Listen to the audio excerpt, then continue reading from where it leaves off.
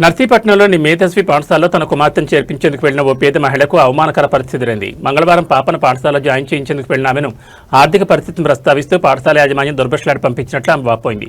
దీంతో బాధిత మహిళ తీవ్ర మనోవేదనకు గురై మీడియా ముందు తన ఆవేదన వెళ్లబుచ్చింది.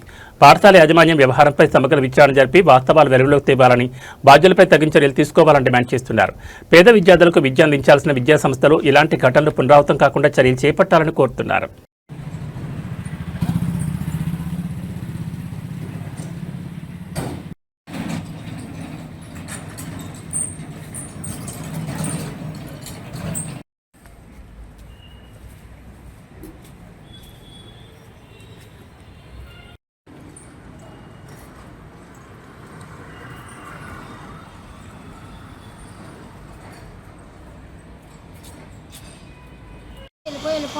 ఏ స్కూల్ అమ్మా?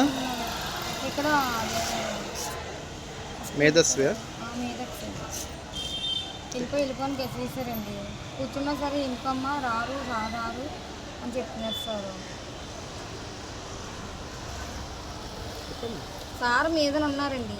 అంత నింపమ్మని చెప్తున్నారు. పాప ఏమో గాల్ చేసేస్తాను స్కూల్ అని పాపని జాయిన్ చేస్తాను. ఏ ఊరమ్మా మీద? అక్కడండి మన ఇద్దరు గుర్తు చేస్తారు. నర్సీపట్నమే. అవునండి, నేను జిమ్లో చేస్తాను సార్.